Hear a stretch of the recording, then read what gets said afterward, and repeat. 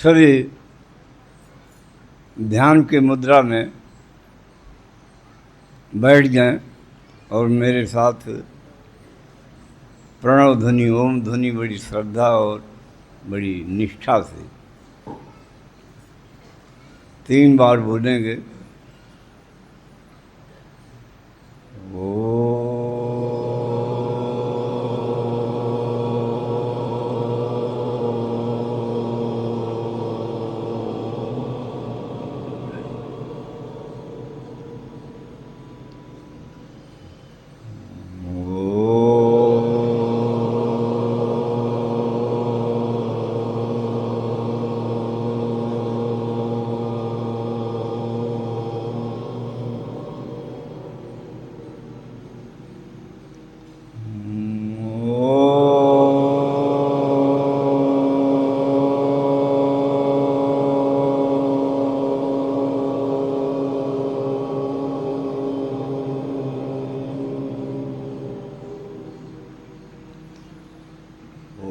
ममाग्ने वर्चो व्यवेशवस्तु वयं तिन्धाना तन्नं पुषेम मह्यं नमन्तां परिशश्चतस्रः त्वयाध्यक्षेण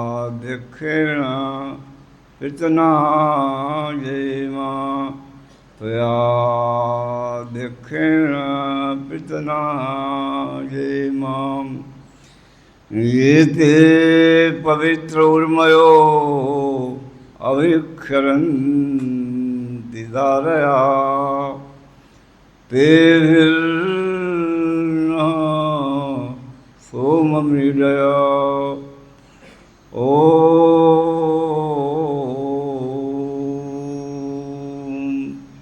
शांति शांति शांति।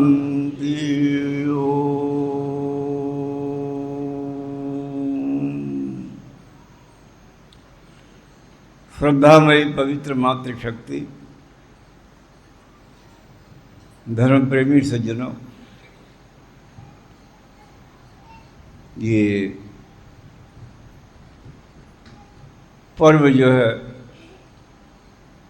गुरु पूर्णिमा के नाम से जाना जाता है, किंतु इसका वास्तविक नाम क्या है? व्यास जन्म दिवस।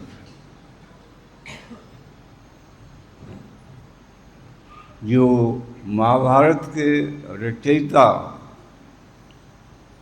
जिनके नाम से प्रसिद्ध है और वेदांत के दर्शन के संबंध में भी इनका नाम आता है, उनका नाम क्या है? वेद व्यास। वेद व्यास उनको क्यों कहते हैं? इसलिए कहते हैं कि महाभारत से बहुत पहले, लगभग 2 सहस्त्र 3 सहस्त्र वर्ष पहले ही वेदों के पठन पाठन की ओर लोगों का ध्यान कम हो गया था, अपनी अपनी लोग कर रहे थे। तो उस व्यक्ति ने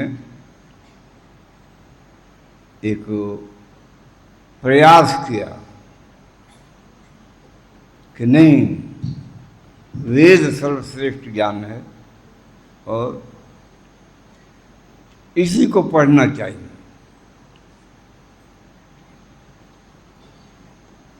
तो वेद का विस्तार किया उन्होंने। वेद का विस्तार का अर्थ वेद प्रचार का विस्तार।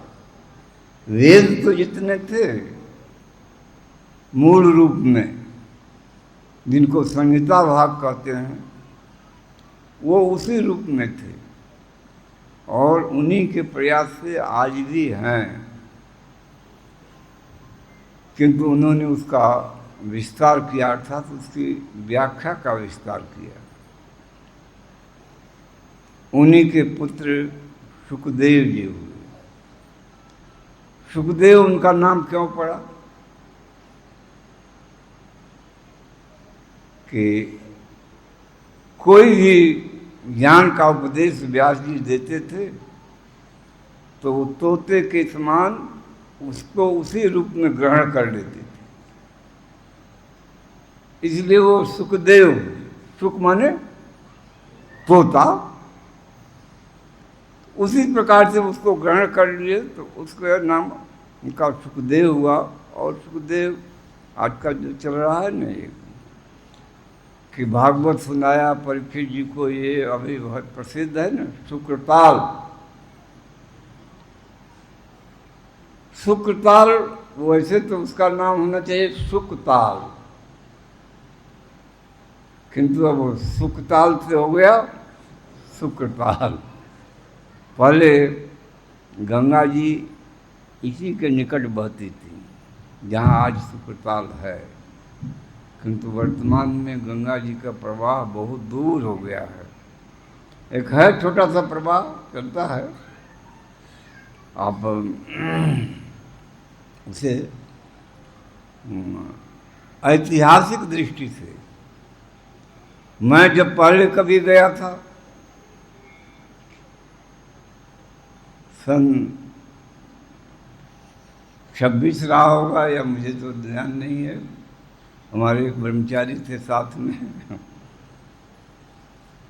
तो मैंने उनसे कहा भाई ये तो छोटा सा एक नदी का प्रवाह है, जहाँ गंगा जी हैं गंगा जी का दर्शन करो।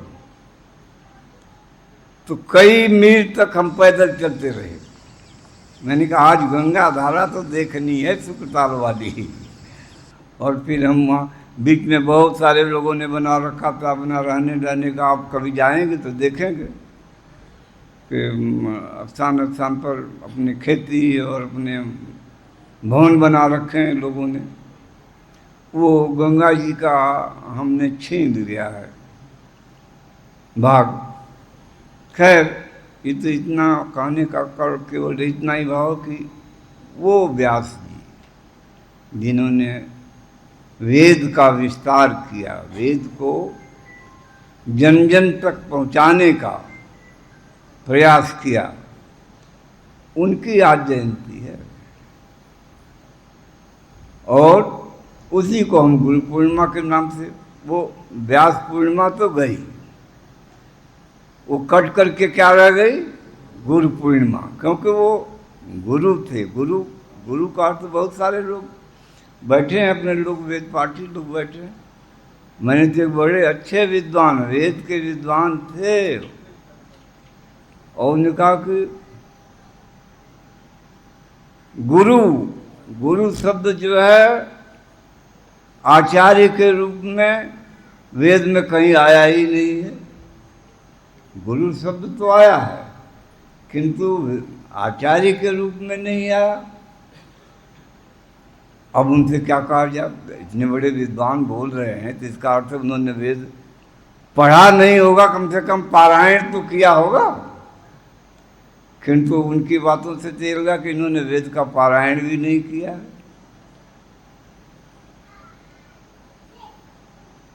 अपने ऋग्वेद में ही प्रथम मंडल में 147वां सूक्त है, उसमें आया है कि मंत्र गुरु, पहले शुरू ही होता है मंत्र गुरु।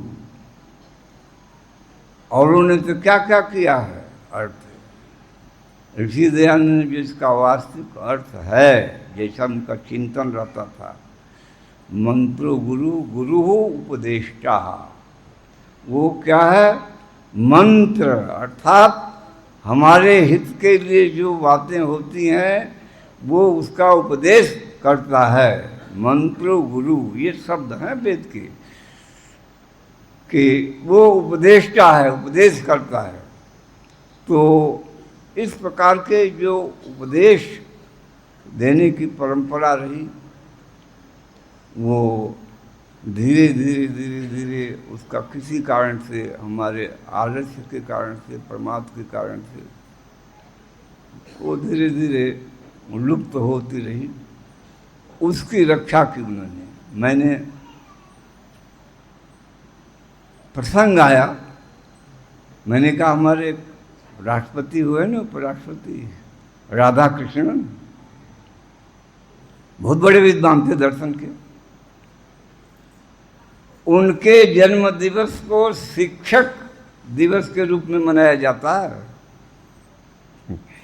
वैसे वो असाधारण विद्वान थे, मैंने दर्शन तो नहीं किए। इंदिरा जी ने, राजनीति आ जाती है, इंदिरा जी ने बहुत दबाव दिया एक प्रकरण में, उन्हें कहा ये बात गलत, मैं नहीं मान सकता। और उसका आक्रोश क्या हुआ कि जैसे डॉक्टर राजेंद्र प्रसाद के अंत्येष्टि में नेहरू जी बहाना बना के नहीं गए थे, वैसे राधा कृष्णन की मृत्यु में जब अंत्येष्टि मनाई जा रही थी तो इंदिरा जी नहीं गई। कोपभाजन बने वो, किंतु थे बहुत बड़े विद्वान। उनका जन्म शिक्षक दिवस के रूप में मनाया जाता है, अच्छी बात है, किंतु व्यास जी को हम भूल गए। मैंने लोगों से, बहुत सारे हमारे विद्यार्थी और लोग हैं, तो उन्होंने कहा कि उस दिन तो अवकाश ही नहीं है, न विश्वविद्यालय में है न विद्यालय में है, सरकार की ओर से आज का अवकाश नहीं है। ये सच्चाई है ना, क्योंकि बहुत सारे लोगों ने मुझे बताया, मैंने कहा देखो इतने बड़े वेद प्रसारक, आपकी परंपरा के रक्षक, और उनका जन्म दिवस मनाया, जन्म दिवस आ रहा है और उस दिन अवकाश नहीं। अरे कम से कम खाने पीने के लिए नहीं। व्यास जी कौन थे, महाभारत क्या है, इसको कम से कम अपने पीढ़ी को पता तो होना चाहिए। उसको बताने का कोई प्रयास ही नहीं, उस दिन अवकाश ही नहीं। बहुत सारी चीज़ें ऐसी होती हैं कि हमें उनके जानने की बड़ी, अरे भाई मैं तो कहता हूँ कि राम और कृष्ण, इस दोनों को आप अपने इतिहास में निकाल दीजिए, आपके पास कुछ बचा जी? क्या बचा? अरे कहा जाता है, वशिष्ठ जी ने कहा है, रामो विग्रहवान धर्म, राम साक्षात धर्म का स्वरूप है, ये वो बताते हैं। और धर्म क्या है? धर्म जो है वेद, जो अभिहित, जो वेद ने कहा वही धर्म है। तो इस प्रकार की हम आत्मविहीनता, आत्मविस्मृति का जो भाव आ जाता है, उसको दूर करने के लिए ये दिवस मनाया जाना चाहिए। और सारे भारत में ही नहीं, सारे विश्व में। यदि मैंने लोगों को कहा, व्यक्तिगत तो नहीं, मैंने अपने जो थे लोग, परिचित लोग थे, मैंने उनको कहा कि जो गुरु पूर्णिमा मना रहे हैं उनको कहो कि सरकार को और कहें कि आज क्यों नहीं अवकाश हो रहा है, व्यास जी को क्यों भुलाया जा रहा है, उनके पास दूरभाष करो। बहुत सारे लोगों ने कहा कि हाँ मैंने किया, जो मना रहे हैं। मैंने कहा भाई आपका लंबा चौड़ा क्षेत्र है, हम तो अपना छोटे से स्थान पर बोलेंगे, अपने स्तर से इसको सरकार तक पहुंचाइए कि ये व्यास जी की जयंती मनाई जानी चाहिए, सरकार की ओर से मनाई जानी चाहिए, पूरा परिचय देने के लिए। इसलिए कई चीज़ें जो हैं अभी हमारे, जिनके कारण से मैं ये मानता हूँ कि आज भी गुरुकुल कांगड़ी पुराना सुरक्षित है। पहले सांसद रहे हैं इस क्षेत्र से, इनके कारण से पुराना गुरुकुल सुरक्षित, नहीं तो ज्वालापुर की तरफ से वो ही जा रहा था। ये तो थोड़ा सा इन्होंने कानूनी, थोड़ा सा जानते हैं कानून को ये, मैं तो इनका परिचय क्या, मैं एक बता रहा हूँ कि इनकी एक 2 वर्ष शायद हो गए होंगे, गुरुकुल कांगड़ी में कोई समारोह था, तो मैं गया था, तो वहाँ एक पुस्तक मुझे मिली, जिस पुस्तक का नाम ही था सत्यम। उस उस पुस्तक का नाम क्या है? सत्यम। और सत्यम में क्या है? सत्यम में सत्यपाल जी के जीवन के संघर्ष की छोटी से छोटी घटना कि कितना संघर्ष किया इस व्यक्ति ने। ये तो विज्ञान के छात्र थे और प्रशासनिक सेवा में कुछ नहीं, ननुनुच को नहीं, पहली बार बैठे आ गए। लोग सर्कस करते रहते हैं, आते नहीं, ये पहली बार बैठे और आ गए उस परीक्षा में। और विज्ञान के छात्र उस पुस्तक में जब आप पढ़ेंगे, मैं तो उसका क्या मूल्य है, तो मैंने तो पढ़ा था 100 रुपया, आज भी 100 रुपया है उसका मूल्य है। देखा किसी और ने है, उसने कहा कि मेरी पुस्तक का एक पृष्ठ भी कोई अनुकरण नहीं कर सकता, क्योंकि जाकर घर घर जाकर के जितने भी संबंधी लोग हैं उनसे जाकर के मिले हो, और उस रूप में तो जब इन्होंने देखा तो मैंने, भाई सत्यम पुस्तक है तो इसको देखना भी चाहिए। तो मैं आकर के फिर उसको ये तो पढ़ना वढ़ना तो क्या, मैं देखना ही का आद्योपांत तो मैंने देखा। पढ़ना तो मैं नहीं कर सकूँगा, आद्योपांत मैंने देखा उसको। तो मैंने कहा कि ये तो हमारे नवयुवकों के लिए बहुत प्रेरणा की चीज़ है। और आप भी जितने भी लोग आए हैं, मेरे विचार से 100 रुपया बहुत कुछ अधिक तो होता नहीं, और जिसके पास नहीं होगा मेरे से लेकर के उस पुस्तक को पढ़िए, बच्चों को पढ़ाइए कैसे अध्ययन किया जाता है। एक विज्ञान का छात्र और शोध कर रहा हो और फिर वो परीक्षा में बैठ रहा है, वो भी सारा वर्णन है कि कैसे अनुमति मिली इनको। उस समय 400 रुपये छात्रवृत्ति थी, अब तो लगभग 40,000 हो गई है। हमारे सोमदेव जी जब परीक्षा दिए थे तब 1100 थी भाई साहब। अब जो है लगभग 40,000 है, किंतु उस समय जो 400 में जो सामान आता था वो 40,000 में आएगा कि नहीं आएगा, ये समस्या है। अब जा कर के देखिए, छोटी बातें बढ़ जाती हैं। एक व्यक्ति आए, किसी ने प्रचार कर दिया कि स्वामी जी को जब जाते हो मिलने के लिए तो केला लेके जाया करो। जिसको देखता हूँ कोदाई लेके आता है। मैंने कहा प्रचार कैसे हो गया, तो किसी ने कह दिया होगा। तो एक व्यक्ति आए तो केला दे आए। मैंने बोला कितने का केला है ये? वैसे जब स्वाभाविक बैठे रहते हैं तो थोड़ा तो चर्चा हो जाती है। तो उन्होंने कहा कि जी ये 70 रुपये का एक दर्जन है। 12 छक 72 समझिए, एक केला एक दर्जन नहीं, एक केला 6 रुपये का लगभग। इतनी मुद्रा का इतना अवमूल्यन हो गया कि एक केला जो है 6 रुपये का आ रहा है। तो खैर उस समय की बात मैं केवल इसलिए बता रहा था कि बच्चों को, आप सभी को एक इस दिवस के व्यास जयंती के अवसर पर एक संकल्प लेकर के जाएं कि हम अपने बच्चों को व्यास जी के उपदेश पर चलने के लिए प्रेरित करेंगे। धन कमाया है आपने, बच्चे नहीं अच्छे निकले तो उस धन का क्या होगा?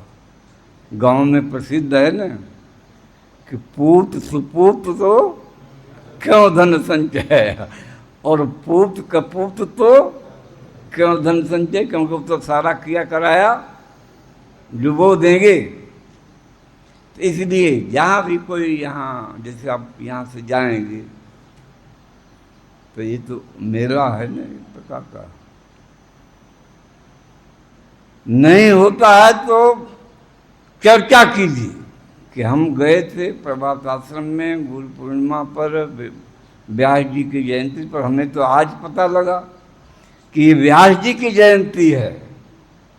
गुरु, और वेद में गुरु शब्द आया है, और आया है गुरु शब्द उपदेष्टा के रूप में, आचार्य के रूप में आया है। तो आप जब लोगों को बताएंगे तो यहाँ थोड़े लोग आ गए, आप नियम बना दें कि 10-10 व्यक्तियों को मैं सुनाऊंगा। पता लगा कि व्यास जी क्या थे। महाभारत को ही लोग नहीं जानते। महाभारत कहते हैं जिसके घर में महाभारत हो उसका तो नाश होने ही होने वाला है। अरे वो ज्ञान की निधि है, उसको आप पढ़िए तो सही। आद्योपांत पढ़िए कि कैसे कैसे किसने किस रूप में भीष्म जी को पात्र बना करके युधिष्ठिर से जब प्रश्न करवाया गया है तो क्या कहते हैं, जब युधिष्ठिर जी उनसे पूछते हैं भीष्म पितामह से, तो भीष्म पितामह अत्राह इतिहासम पुरातनम, भाई ये बात तुमने कही है, एक पुरातन इतिहास में तुम्हें सुना रहा हूँ। और एक बहुत अच्छी उपदेश देने वाली वो घटना सुनाते हैं। तो वो शांति पर्व तो घटनाओं का एक बहुत विशद कोश है वो, और सबको उसे पढ़ना चाहिए, देखना चाहिए, जानना चाहिए। जब इस प्रकार से आप उसको पढ़ेंगे तो मैंने तो इनसे ये मैंने कहा था सुबोध को कि भाई उनको सांसद जी को जो पुराने हैं उनको आमंत्रित तो करना, पता तो है। तो उन्होंने कहा आमंत्रित, तो पहले तो इन्होंने कहा कि नहीं हाँ देखेंगे समय निकला, जैसा उसने बताया कहा होगा इन्होंने कि देखेंगे विचारेंगे। फिर मैंने कहा फिर टोको भाई उनको, उनकी तो बड़ी श्रद्धा है धर्म कार्यों में। तो उन्होंने जब चुका तो उन्होंने कहा नहीं मैं आऊँगा। मैंने कहा ठीक है आएंगे तो उनसे कह दो वो पुस्तक ले करके आए, सत्यम जो पुस्तक है उसको ले करके आए। क्योंकि एक आध व्यक्ति भी यदि उसे पढ़ेगा देखेगा तो थोड़ा सा उसको प्रेरणा मिलेगी, और उस प्रेरणा से अपने बच्चों को, कई लोग आते रहते हैं, मैं तो उसे मेरा तो स्वभाव है जब बहुत अधिक हो जाता है तो कोई याद आता है तो मैंने कहा देख रहे हो मुझे डंडा मेरे पास है। डंडा लगाता नहीं हूँ, कह देता हूँ। वो समझ जाता है कि आज मेरा, वो प्रसन्न हो जाता है कि क्यों कि अंदर से ममत्व है, अंदर से जो है एक आपस का जो है भाव बना हुआ है। तो इस प्रकार से आप आज मैंने तो मुझे तो बहुत कुछ कहना नहीं था, इन्होंने कहा एक प्रसंग आया तो मैंने आपको बता दी कि एक दो बात, एक तो गुरु पूर्णिमा नहीं है, ये क्या है व्यास जयंती है, और दूसरा ये है कि महाभारत को आप आद्योपांत पढ़ें। उसमें कई, अब वो बताने से मैंने कहा कैसे लोग थे, ये महाभारत से ही तो पता लगता है। जब गुरु द्रोणाचार्य ने सुना दो घटना, है समय आपके पास भाई क्या राजकुमार जी कहाँ गए, समय है वो सुना दो घटना। जब भाई संयोजक हैं तो थोड़ा सा पूछना तो पड़ता ही है, बस यही तो कहें कि हाँ हाँ, किंतु सम्मान की दृष्टि तो वो जब द्रुपद नरेश को इन्होंने, क्योंकि उसने बड़ा अपमान किया था द्रोणाचार्य का, तो सब उन्होंने कहा कि उसको पकड़ के लाओ। जब सब शिक्षित हो गए तो आगे पकड़ के क्षमा वमा मांगी। इसके बाद ये जो किया तो अलग विषय है। तो फिर इसके बाद उन्होंने अर्जुन को बुलाया कि अर्जुन तुमने तो गुरु दक्षिणा दी नहीं मुझे। उन्हें कहा महाराज ये जो गए थे द्रुपद को जीतने के लिए उसमें मैं भी तो था, मैंने तो पकड़ के लाया उसे। तो उन्हें कहा नहीं वो तो सामूहिक दक्षिणा थी, तुमसे मुझे विशेष दक्षिणा की आशा है। तो उन्हें कहा ठीक है जी। उन्हें कहा पहले ये वचन दो कि तुम दोगे कि नहीं। देखा अरे उनका सबसे विश्वास पात्र प्रिय पात्र कौन था? अर्जुन था। इसलिए नहीं, कोई कारण के युग। अरे अच्छा विद्यार्थी सबको, प्रत्येक अध्यापक को अच्छा विद्यार्थी प्रिय होता है, चाहे परिचय हो या नहीं, परिचय हो जाता है यदि अच्छा विद्यार्थी है, योग्य है। तो अर्जुन कहा तो उन्होंने कहा कि गुरुदेव आपको संदेह कैसे हो गया कि मैं आप मांगेंगे और मैं नहीं दूंगा। उन्हें कहा पहले वचन दो कि तुम दोगे कि नहीं दोगे। उन्हें कहा जी मैंने वचन दे दिया आपको। उन्हें कहा अब? तो उन्हें कहा कि वचन ये है कि यदि युद्ध करना होगा तो मैं भी यदि सामने होऊंगा तो मेरे से युद्ध तुम्हें करना पड़ेगा। इतना प्रिय, इतना विश्वास पात्र। अब वो गुरु से कैसे लड़ेगा वो? क्योंकि कहा ये वचन दो तुम कि यदि युद्ध होगा तो मेरे साथ तुम युद्ध करोगे। अब अर्जुन तो बच गए थे, तो किंतु फिर भी अर्जुन भी थोड़ा सा समझदारी का काम लिया उन्होंने। उन्होंने कहा एक वचन मेरा भी है गुरुदेव। उन्होंने कहा क्या? कि युद्ध जब आमने सामने होगा तो पहले वार आप करेंगे, मैं पहले वार नहीं करूंगा। पहले वार आप करेंगे, उसके प्रत्युत्तर में मैं युद्ध करूंगा। तो उन्होंने कहा चलो ये बात तुम्हारी अब मानी तो थी। एक बात जब उनकी मान ली गई तो एक बात इनकी भी मान ली गई। तो विराट युद्ध में ये प्रकट हुआ। महाभारत का युद्ध से जिसे कहते हैं 18 दिन बाद तो बाद में हुआ, इससे पहले तो विराट में युद्ध हुआ है। और सारे महारथी और सेनापति सब गए थे। उसमें कर्ण भी थे, भीष्म पितामह भी थे, द्रोणाचार्य भी थे, और अश्वत्थामा था, जितने भी महारथी थे सारे गए थे। किंतु जब वो सामने आए हैं, भीष्म पितामह से पहले मुठभेड़ हुई, एक बार मारा, भीष्म पितामह जी अलग हो गए। भीष्म पितामह अर्जुन के सामने। फिर इसके बाद जो है द्रोणाचार्य आए, तो अर्जुन ने परिचय दिया बालक से, उस जो उनका रथी बना था उस समय, कि ये लाल लाल घोड़े जिसके रथ के दिखाई दे रहे हैं ये मेरे गुरुदेव हैं द्रोणाचार्य। अब इनके सामने रथ ले चलो। रथ ले गया। उन्हें पहले इसकी परिक्रमा करो, 3 बार परिक्रमा करो।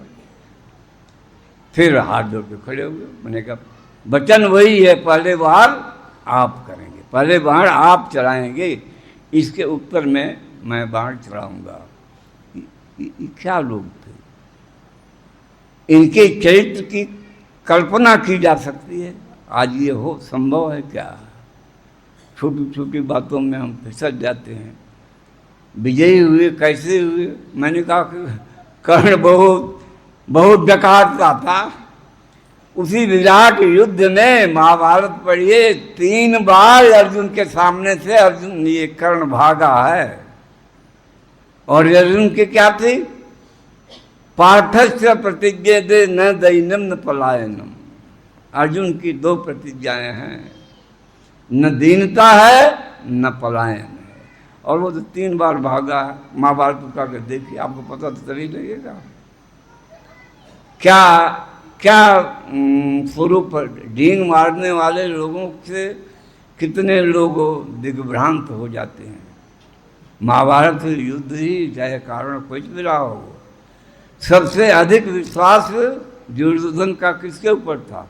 कर्ण के ऊपर था, विष्णु पितामह के ऊपर नहीं था इतना, क्योंकि वो तो पितामह है। किंतु इसके ऊपर था। और वो महाभारत जब शुरू हुआ, जब सबसे पूछा गया ना, सुना रहा हूँ कि कौन कौन महारथी, कौन कौन वरिष्ठ हैं, तो सबको महारथियों रथियों को गिनाया विष्णु पितामह ने। फिर कह दे ये कर्ण, कर्ण ये तो न महारथी है और न रथी है, ये तो अर्धरथी है अर्धरथी है ये तो। वो तो चिढ़ गया कि मुझे अर्धरथी कह दिया। तो उसने कहा कि जब तक ये सेनापति रहेगा तब तक मैं युद्ध नहीं करूँगा। क्यों? कि युद्ध जीता जाएगा तो श्रेय सेनापति को मिलेगा, इसलिए मैं तब तक युद्ध करूँगा ही नहीं। 10 दिन तक युद्ध नहीं किया है कर्ण ने और उसको वो मानता रहा कि यही है। किंतु उन्होंने जो कुछ आपने पराक्रम दिखाया है विष्णु पितामह ने, 18 दिन के युद्ध में 10 दिन तो वही लड़े हैं, 5 दिन लड़े द्रोणाचार्य, 2 दिन लड़ा शैल, अंत में जो मारे ही गए बेचारे। तो पवित्र सज्जनों, इन सब इतिहास की बातों को मैंने थोड़ा सा आपको इतिहास सुनाया कि महाभारत नहीं है तो खरीद ली, आद्योपांत उसको पढ़ी, बच्चों को सुनाई। वो कथा कहानी आजकल खिलौना है ना, वो उस खिलौने में सारा समय नष्ट हो रहा है विद्यार्थियों का। जिसको देखो उसी में लगा रहता है, तो उसको छोड़ करके आप अच्छे ग्रंथों का अध्ययन करो। मैंने जब इनका परिचय दिया कि सत्यमाली, तो एक इन्होंने एक और बात बता दिया नहीं कि मैंने एक और नई पुस्तक लिखी है ऋषि दयानंद के ऊपर। अब उसमें वो भी खोज वाली हो, तो अच्छी पुस्तकों का संकलन हो, बच्चों को इस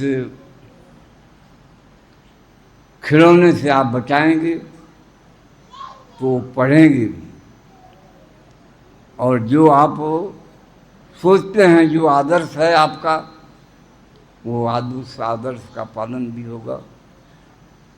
हमारे पास तो ये खिलौना है नहीं वो मेरे पास नहीं है, तो कोई सुनाना होता है कि वो आपसे बात करना चाहते हैं।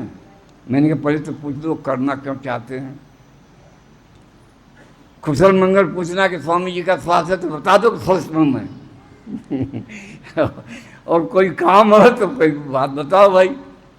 मुझे तो तब पता लगा कि हरिद्वार से एक बहुत बड़े अधिकारी आए, तो उन्होंने अपनी घटना सुनाई कि मैं तो जा रहा था हरिद्वार दिल्ली से, तो फिर मैंने आपका नाम सुना, तो किसी ने हरिद्वार में कहा अरे वहाँ तो जरूर जाओ, चाहे समय निकलता है या नहीं निकलते हो। तो वो आकर के बोले, मैं उनको कहा मोबाइल तो है ही नहीं आपके पास।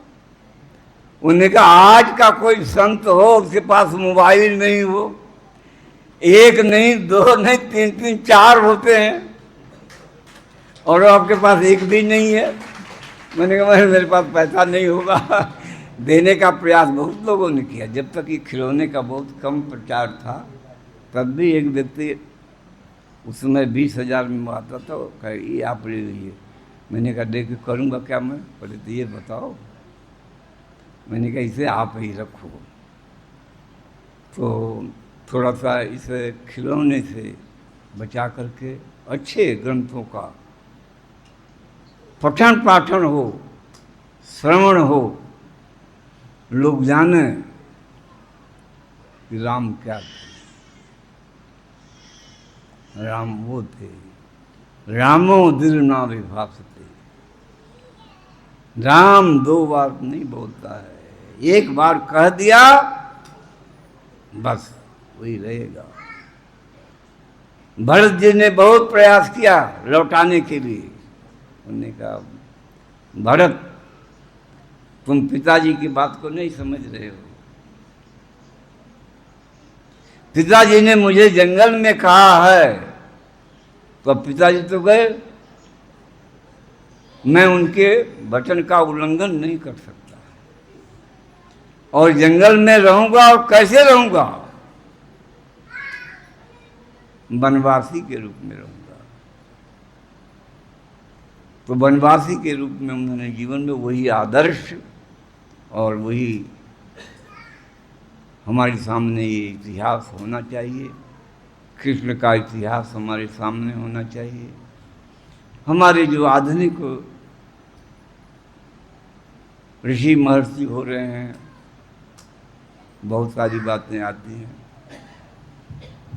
परमात्मा हम सबको शक्ति दे कि हम उनके मार्ग का अनुसरण करें और अपने जीवन को सफल बनाएं। अब संयोजक जी मेरी बात समाप्त हो गई, 12 तो शायद बज ही गए होंगे। बस ठीक है।